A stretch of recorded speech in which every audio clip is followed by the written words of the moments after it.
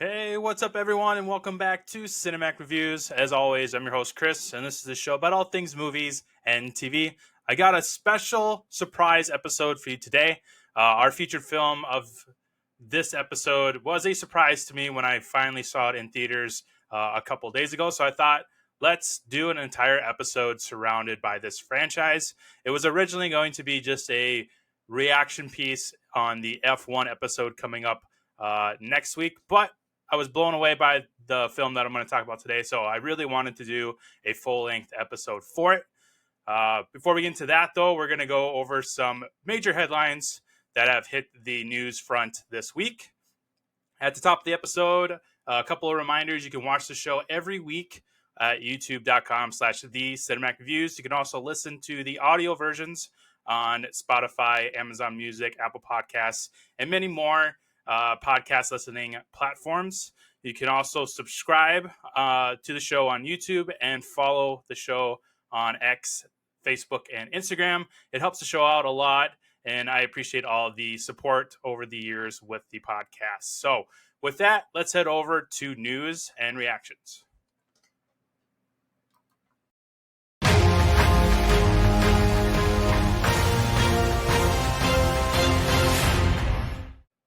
One of the big announcements this week is that Sam Raimi's Spider-Man trilogy will be re-releasing in theaters this fall, with Spider-Man 2 getting an unseen special edition cut released on September 27th. This has been branded as Spider-Man 2.1.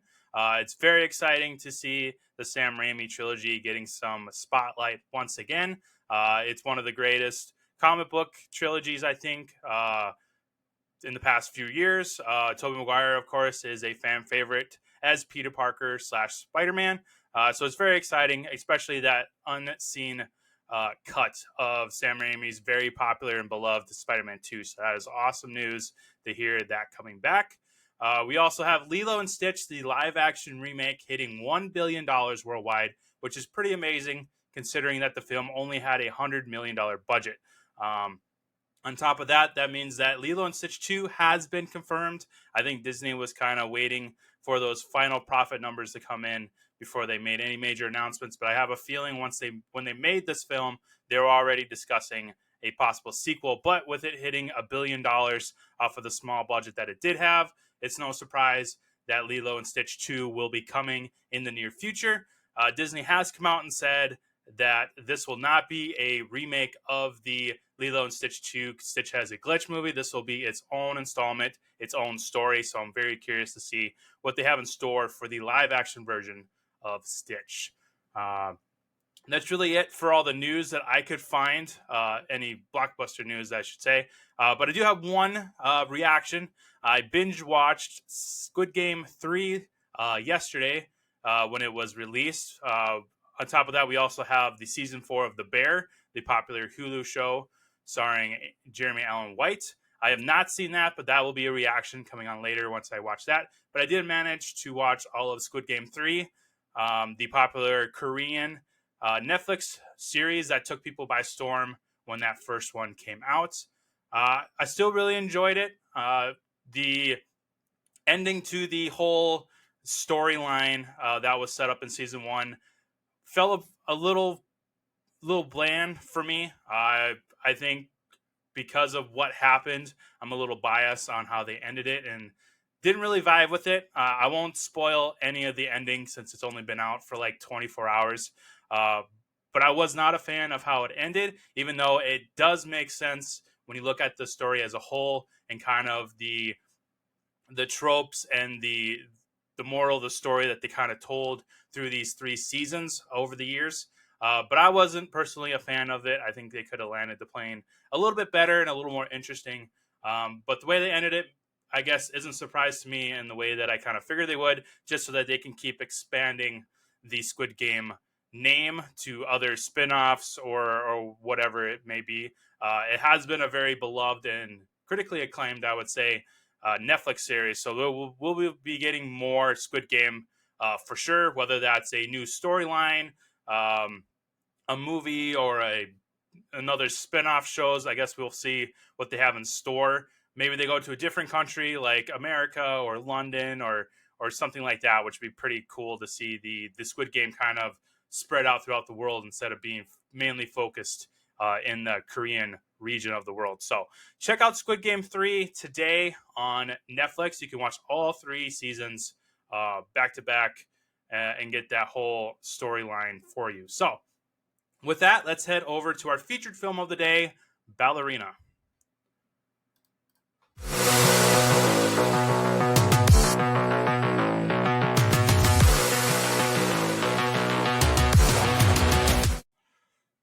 So Ballerina was the surprise film of today's episode. I was completely blown away by this when I finally saw it in theaters this past week.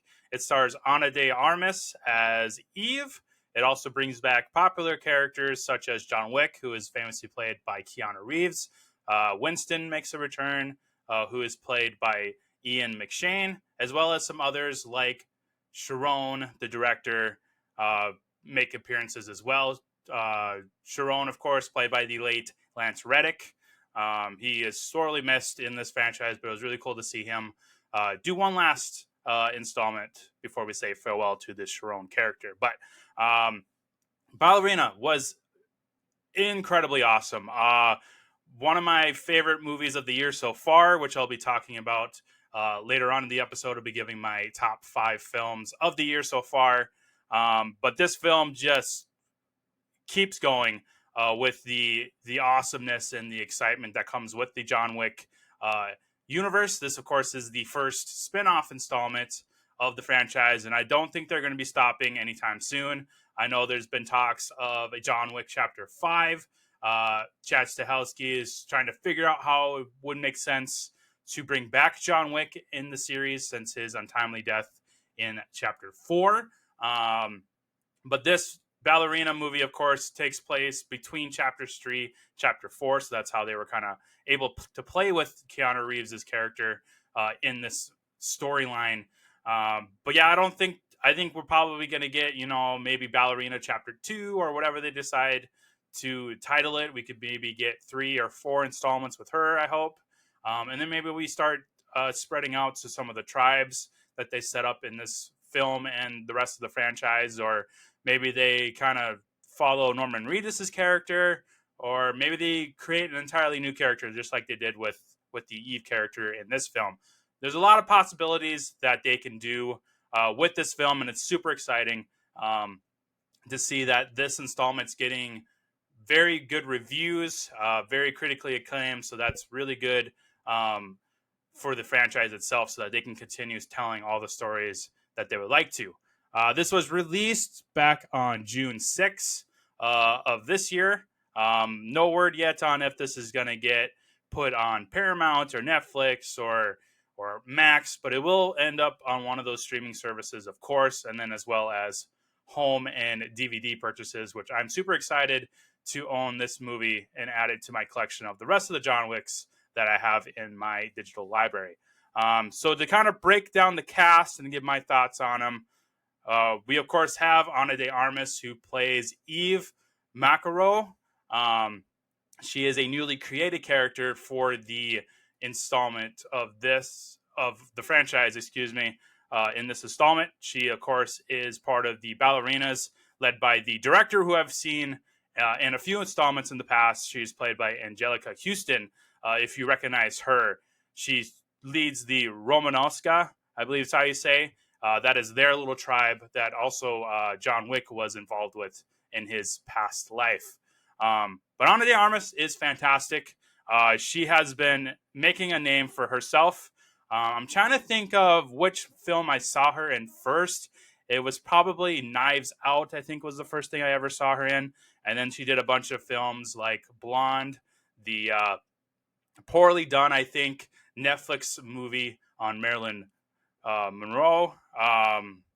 She also did a Apple movie, Ghosted, with Chris Evans, which I think she was fine in there. It wasn't a great movie as a whole, but I think she did a fantastic job in there with Chris Evans. She also did The Gray Man with Chris Evans, which again is not a great movie, but she was fantastic in there. And then you have the popular Deepwater movie, which I think Hulu did alongside Ben Affleck. It was kind of one of those dark romantic films, which she's great in there. Again, not the greatest movie put on screen, but her and Ben Affleck did have some good chemistry. I think, other than Ballerina, probably Knives Out, I think, is her best role that she's done so far. I would really like to say Blonde would have been, but and she gives a great performance in there. It's just that that movie just did not work at all. Um, she might have been miscast a little bit, I think, but she did the best that she could with that performance. But Knives Out, I think, is probably what she'll be best known for. But now with Ballerina, this could probably top that. So, but she's fantastic. I absolutely love her. She is probably one of my favorite actresses now after seeing her in Ballerina. I don't think I've ever shared my top 5 for actresses, but number 1, of course, is Scarlett Johansson. She's absolutely fantastic. I absolutely love watching her in anything that she does. Second for me would probably be Margot Robbie. I think her role in The Wolf of Wall Street, which we'll be doing at some point this year, she is absolutely beautiful and fantastic and a great actress. She herself has been making a name for herself with all the projects she has done. And then number 3, it's got to be Anna Kendrick, who I think is a very underrated actress.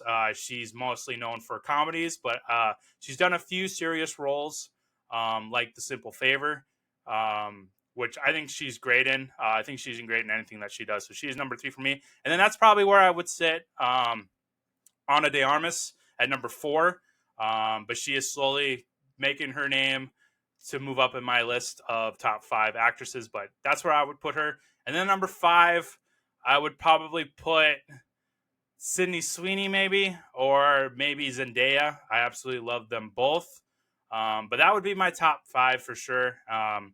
And I'm very surprised that she even made my top 5. But I just absolutely love what she does in here. She did a lot of stunt training, similar to what Keanu Reeves went through in his John Wick films.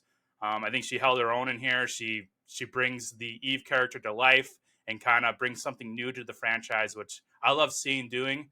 The franchise is doing with these installments, especially spinoffs, where a lot of these universes start getting to the point where they're like just money grabs. But Ballerina actually does it right. It expands the universe correctly.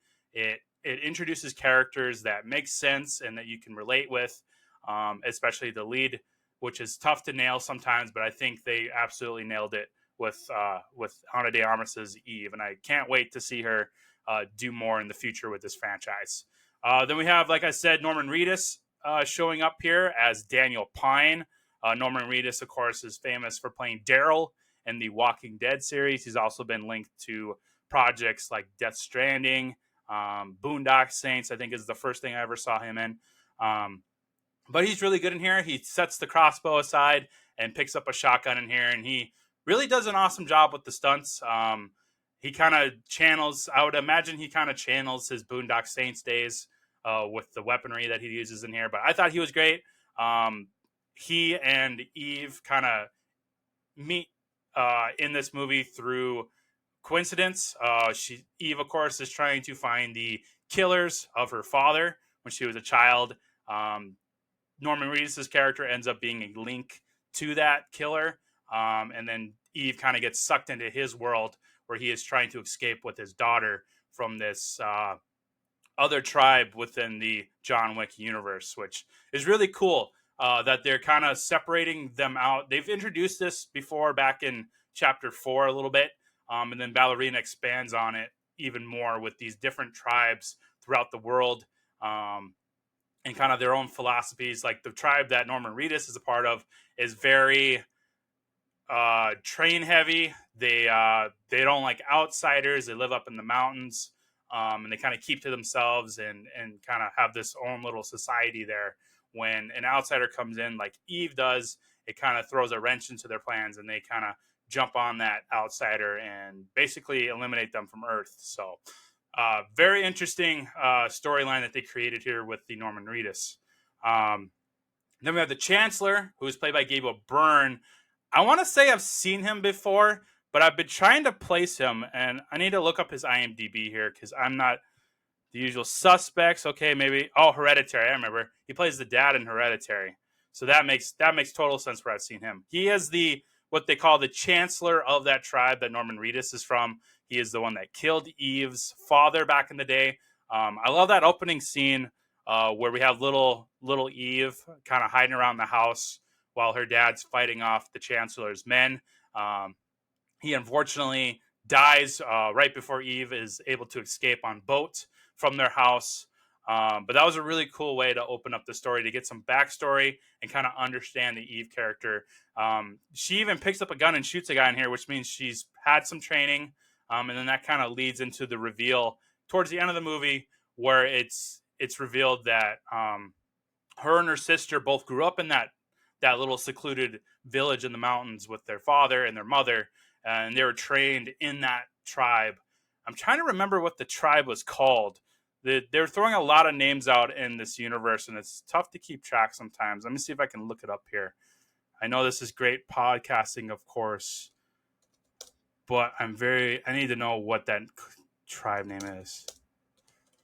Because you have the Romanovska, which I think is how you say it. That's the most popular one. I'm trying to see if I can find this here. It's some kind of like European name. So the Rosca Roma, that's how you say it. That's the one that Eve ends up going into. But I want to know which one she...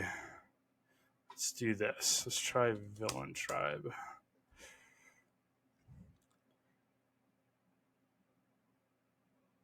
The group is described as a cult-like faction of assassins reminiscent of a dangerous organization. Yep, we know that. Based in Austrian mountains, which I should have known that because I used to visit Austria all the time. I can't find the name of it. I'm going to have to rewatch this and come up with what that name is. But basically, they're an Austrian cult-like tribe. And the Chancellor, played by Gabriel Byrne, he's pretty good in here. As far as villains go in the John Wick franchise, I'd say he's kind of on the lower tier there.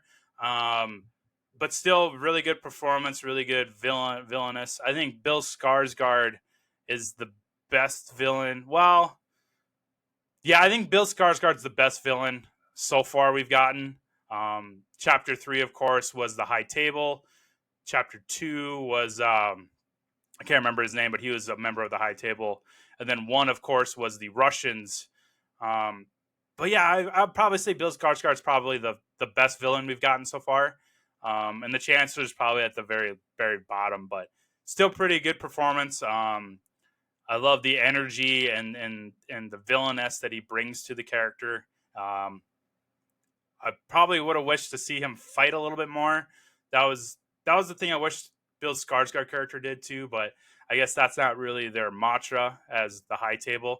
But this was really cool to get a different villain that wasn't necessarily linked to the High Table. This is just, tribe on tribe combat, which is great to see. They kind of really stretched out that High Table villain throughout the first few chapters of John Wick. So it's really cool to get back to kind of this tribe versus tribe, kind of the same level, which was really cool. The director I talked about briefly, this was played again, like I said, Angelica Houston. We've seen I'm trying to remember when we first saw her. Chapter 2, maybe. I know chapter 3 for sure, because I rewatched 3 and 4 in preparation for this pod today. But I'm going to say chapter 2 is when she first appeared. Or maybe it was 3. No, it's either 2 or 3. I can't quite remember. But it was really cool how they did this. Because with rewatching chapter 3, I remember the exact point where we see John Wick for the first time in Ballerina. He's there to kind of rip his ticket up. He gets that brand removed on his back just to kind of separate himself from the Rosca Roma.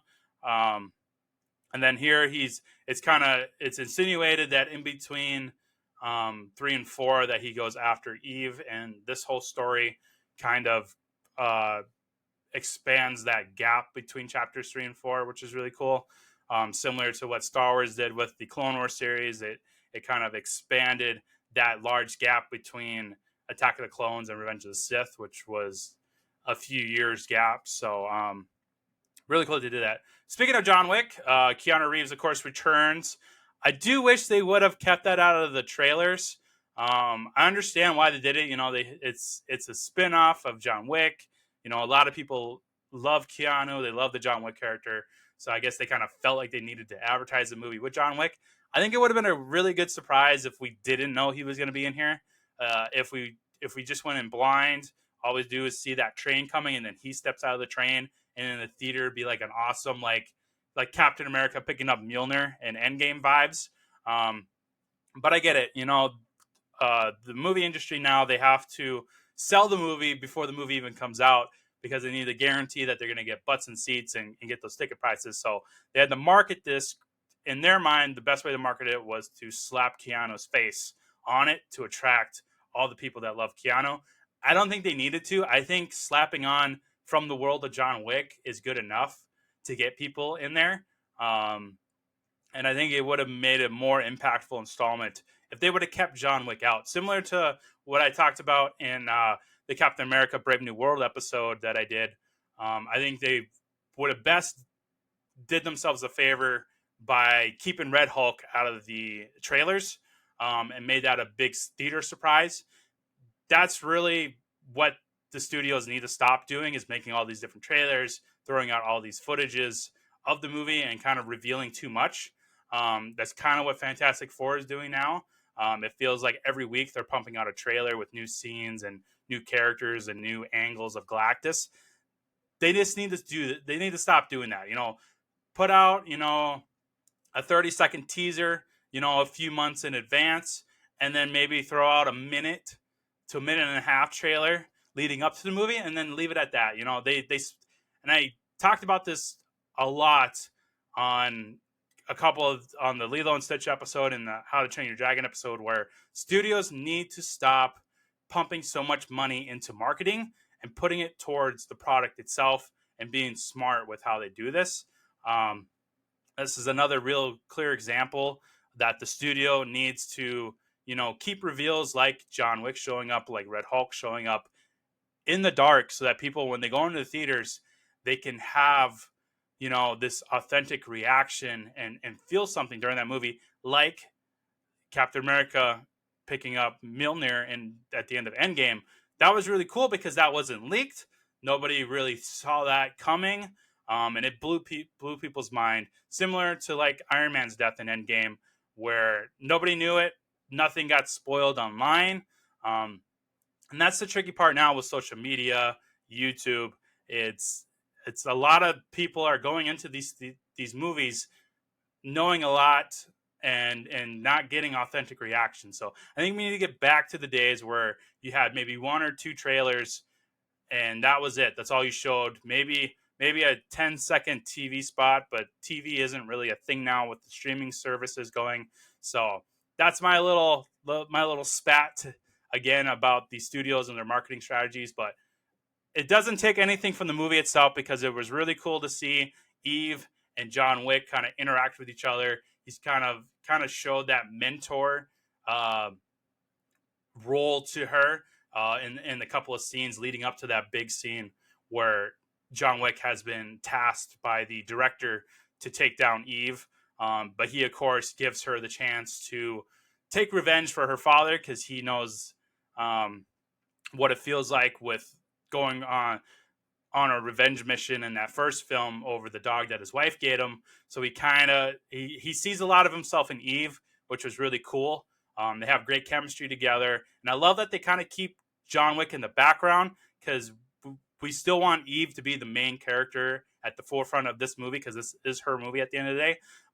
So it's really cool. And I really appreciate that they didn't overuse Keanu in here. They kind of sprinkled him around. They cut back a few times just to kind of say, hey, he's here right now. And then, he's up in the building. He's spotting. So I think it was really cool that the way they used them. And I mean, the fight choreography in here is awesome too, between them. That little spat that they have in the snow towards the main castle that they were in. So it was really cool to see him and interact with Ana de Armas, who fantastic. Winston shows up again, played by Ian McShane, who I absolutely love. I think he's another very underrated actor. He's kind of takes Eve into his arms and kind of channels her through the Ruscaroma and tries to find a path for her to seek some vengeance for her father. So it's really cool to see him. And then Sharon, played by the late Rance Reddick. This was one of the last projects that he did before passing away. Um, Really great to see him. I was surprised to see him in here. I wasn't part of that bubble where some people did know that he filmed scenes for this movie. I either blacked it out or I just didn't really know. So I was very shocked to see Lance Reddick in here because when I first saw it, I thought, oh, man, did they really CGI him in there? And I was hoping they didn't because I did some research after the movie and go, nope, he did actually film those scenes before he died, which is great. That's the way to do it. I'm not a big fan of that CGI uh, that Disney and a bunch of other studios use to bring back people that have passed away. Sometimes it works, sometimes it doesn't. I just think we need to kind of give the respect that people deserve when they pass on, unless they give their permission, which some of them have done. Um, but yeah, I really like that he actually filmed those scenes. It looks authentic. It looks like a genuine interaction and reminds us that he is a part of this world and he is sorely missed, of course, because I love Rance Reddick. So that's kind of the wrap up of the cast. It was really good cast, great performances, especially Ana de Armas, who's just fantastic. I can't get over that scene. Her first mission at that dance club, the way she moves around and she takes that's what I really love is that they didn't come out right away and just like, oh, she's unstoppable. Like, she takes a lot of beatings in this movie. She's still a rookie, she's still learning, but she is heavily trained in hand-to-hand combat, different weapons. But I like that they kind of made her a rookie in here where she's getting thrown around like crazy, she's bleeding, she's getting cut, she's getting shot, but she holds her own at the end. I absolutely love that dance club scene. The way she handles the pistols, she's reloading, similar to what John Wick does. She's fighting in this gorgeous dress that she's wearing. She did a fantastic job in that dance club scene. I think that was one of my favorite scenes in the whole movie. Speaking of the stunts, action stunt choreography is one of the notes I have in here. Just absolutely fantastic. It builds on what John Wick started in the first 4 installments, and it brings some new stuff in there, like the grenade fight, which was teased in the trailer. But the way they used grenades in here was really fantastic. Her pulling the pins on the grenades, leaving them in the box, kicking the box down the stairs, and it just eviscerating the entire building was really cool. They leaked it in the trailer, but that scene where she shoves the dude in the behind the door and sticks the grenade in his mouth and it blows up right behind her, still really cool, still really awesome, even though they spoiled that in the trailer. The gun foo in here is awesome. The flamethrowers, which was also teased in the trailer.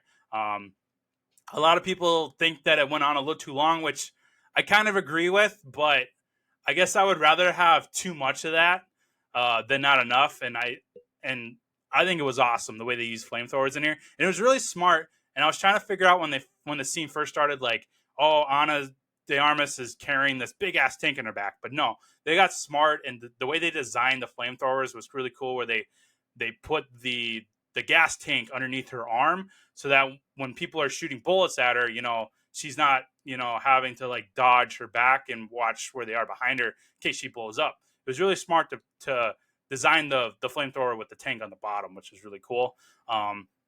Plus, it made it easier for her to move around a lot, with the different choreography that it had her doing, jumping on jeeps and sliding around to dodge the flamethrower from the other dude.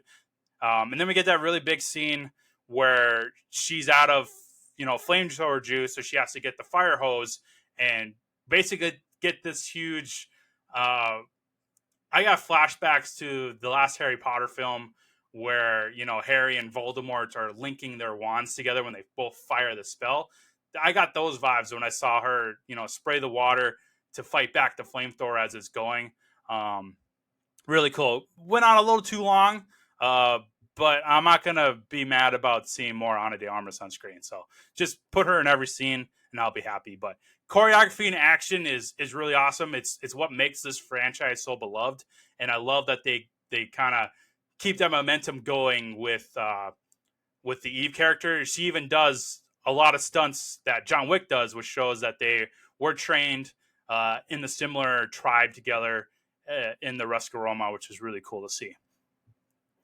The music is awesome. I love the soundtrack to all these movies. The Ballerina one was very, very cool. The main theme that she kind of has, and then the music that played throughout. I wonder who composed the music in this one. Let me look it up here. Composer Tyler Bates and Joel J. Richard. Were they a part of any of the other? Okay, so they were involved with the other John Wicks. At least Tyler Bates was Joel. Yep, he was. So that makes sense. They had the same composer for Ballerina they did for the rest of the franchise, which is awesome. I love it when they do that. But yeah, music hits hard once again. I absolutely love it. And I talked about the tribal warfare already, but that was one of my other notes. I really liked that as like a storyline. It kind of keeps it a little more contained and a little less, worldwide. Where like Chapter 4 of John Wick was kind of like globetrotting almost. We're getting back to the first John Wick, where it's a really small and contained story about revenge. I really like that. That's how they started off with Ballerina as well. And then maybe Chapter 2 or 3 of Ballerina, we start getting a little more globetrotting. But that was really cool to see that tribal warfare, because that's a big part in the franchise as a whole. You get the Continental, you get the Roma, you get this tribe up in the Austrian mountains. You get some other tribes back in Chapter 3 and Chapter 4. So it's really cool about this whole tribal universe that they've set up in this franchise. It's really, really awesome. And then to kind of wrap things up for the featured film segment, what are my predictions for the franchise? Like I said, John Wick Chapter 5 is something that Keanu and Chad have been discussing ever since Chapter 4 came out. Honestly, I don't think we need a Chapter 5. I'm, of course, going to watch it if they do bring one out there. But the way they ended 4, I think, was perfect. We capped the John Wick part of this universe. He had a really good farewell at the end of that movie. Now we can kind of lean into these spinoffs with Ana de Armas, and then maybe do something with Ian McShane's character, or if we discover a new tribe that we kind of dive into. But I don't think we necessarily need a Chapter Wick 5. We do need a Chapter 2 of Ballerina. I think Ballerina could be the new John Wick, where we get, Chapters 2, 3, 4, and then maybe we move on from her. But yeah, I think Chapter 2 is going to be announced here very, very soon, if it hasn't already. Very excited for this universe, though. Speaking of which, on Chapter 5, I think they are going to eventually find a successor for Keanu Reeves. Whether that is Ana de Armas, or if they go a different route with maybe a younger actor, to where they create a whole new character, and then that leads into another storyline. I hope they don't call him John Wick, but they seem to be doing that, where he has like an estranged son somewhere, and his name's like James Wick or Kevin Wick. I could see them doing that. I hope they don't do that. But eventually, I think they will find, the quote-unquote successor of Keanu, once Keanu is like retiring from acting, and they got to keep this universe alive. But we will get more, from the world of John Wick. I think that's a really cool tagline that they put on Ballerina, even though I just refer to it as Ballerina. I think a lot of the marketing says the whole thing, where it's like, from the world of John Wick, Ballerina. I think we're going to get more of that, more than, John Wick Chapter 5, Chapter 6, where they resurrect him. Let's stay away from that. Let's work on building this world more with other characters and getting more actors in here, like Ana de Armas. So that's my take on Ballerina. We're going to be going through the rankings of the John Wick universe. I'll be going through my top 5 films of the year so far, and then I'll be revealing my popcorn scale for Ballerina in the next episode ranking. So let's head over there.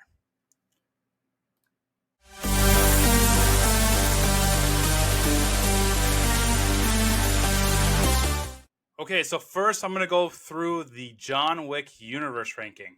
We're going to go from the bottom up. So number 5, I have Ballerina. I love this movie. Nothing, just because I have it at number 5 doesn't mean I think it's a bad movie. It's just kind of how this universe shakes out. All of these installments are absolutely fantastic. It's just kind of how the system works, where somebody has to be at the bottom. I did put Ballerina in it, but by no means does that mean that I think this is a terrible film. It's just this universe is so good that it's got to be at the bottom. Number 4, this is where I have John Wick Chapter 3, Parabellum, which I think is very interesting that that's the only installment with like a subtitle. I wonder why they decided to do that, because Chapter 4 eventually didn't have one. That's a question that I've always wanted to ask, Chad Stahelski and Keanu. What was the thought process behind that? I'm sure they have a good reason, but I always found it interesting that is the only installment with a chapter and then still a subtitle instead of just John Wick Chapter 3. I think most people, including myself, just refer to it as Chapter 3. A lot of people just kind of cut the Parabellum off, which is a really cool word. I love the word. I love that they say it in Chapter 3. But I think we could have just, cut that subtitle off. I don't know why they did that. Number 3, that's where I have the first John Wick, Chapter 1, which, again, I wonder if they're ever going to, retcon that back and just call it John Wick Chapter 1, or if they're just going to leave it as John Wick. I always refer to it as Chapter 1 because that's just kind of easier for me to remember. But the first one is really fantastic. I know a lot of people have Chapter 1 as their favorite, but I think John Wick walked so that my next 2 in my rankings could run. And I think those kind of just elevate the franchise even more. So at number 2, that's where I have Chapter 2. I really like Chapter 2. It was my favorite up until Chapter 4 was released. But like I said, I think John Wick Chapter 1 walked so that the rest of the franchise could run. And then number 1, as you could probably guess, is John Wick Chapter 4. I was absolutely blown away by it when I saw it in theaters. I rewatched it again for the podcast today. Still absolutely love it. I think it's the best John Wick that we've gotten so far. They elevated their stunt choreography. It's got a really good story where Keanu is trying to basically wipe his hands clean of the high table and finally move on with his life. Bill Skarsgård, I think, is the best villain that we've gotten in this universe. We, of course, get Lance Reddick. We get Ian McShane back. So I think Chapter 4 is the best installment so far in this franchise. So that's my rankings for the John Wick universe. Of course, I'll be posting this on all the social media sites so that you can visually see it. Now we're going to move on to my top 5 films of 2025 so far. I've been doing this since the podcast started. And I'm very surprised by number 1. So again, we're going to start from the bottom up. Now, these are going to probably change. I mean, there's a lot of movies coming out later in the year, but I wanted to at least release my current rankings right now, since we're halfway through the year, during the Cinematic Awards episode that will air on New Year's, with all the other categories. The final list of this, as well as my top 5 shows, we will hammer that through, and that'll be a set in stone as my top 5 films of the year. But this is where we're sitting at right now. At number 5, I have Thunderbolts, which I'm very surprised is still there, but I really, really love that movie. I had only good things to say about it during the review episode, so check that out in the past episodes of the show. Number 4 is Sinners, which I would really love to rank higher, but it's at least in my top 5. I think that one is going to probably stay. I think the only thing on this list that's going to be different is number 5. I could see a big rotation, but I think these first 4 are pretty set in stone. Looking at the schedule for the rest of the year, but Sinners is at number 4. I wish I could put it up higher, but I couldn't because the other 3 are just absolutely amazing in my eyes. Number 3, I have Lilo and Stitch. Um, really love the universe that they built for Stitch. I think the remake was fantastic. I know a lot of people have issues with it. I've talked about issues about it in my review episode, but I really, really loved the Lilo and Stitch movie. And I think that's going to stay where it's at. Maybe it kind of flips around with Sinners a little bit. Maybe it drops down to 4, but I think Lilo and Stitch is going to stay in the top 5 along with Sinners. So, number 2 is How to Train Your Dragon, which was my number 1 until I recently changed my ranking and made number 1 what it is. But How to Train Your Dragon just absolutely blew my mind. That one for sure is going to stay in my top 5 for the whole year, I think. What they did in there with the dragon choreography, the cast, the paying respect to the original animated movie. How to Train Your Dragon is another one that just blew my mind away. I had no idea that it was going to be this high up on my rankings for the year. But I think it's one of the best movies of the year, judging by my rankings, of course. But I was just absolutely blown away by How to Train Your Dragon. So it's definitely going to stay in my top 5 for 2025. Now, number 1, and the reason why I'm doing the podcast today is Ballerina. Ballerina is just an amazing film. I was in awe from start to finish when I finally saw this in the theaters this past week. Ana de Armas is absolutely incredible. The story is awesome. The choreography continues throughout as paying respect to the John Wick installments that they did before. But just an absolutely amazing movie that blew me away. It's in contention for movie of the year, along with How to Train Your Dragon. But I think Ballerina has a clear path to being my number 1 movie of the year with the schedule that's coming up later on. We'll see what Fantastic Four and Superman has in store. We'll see what Jurassic World is. Those are probably the 3 biggest ones that I'm most excited for.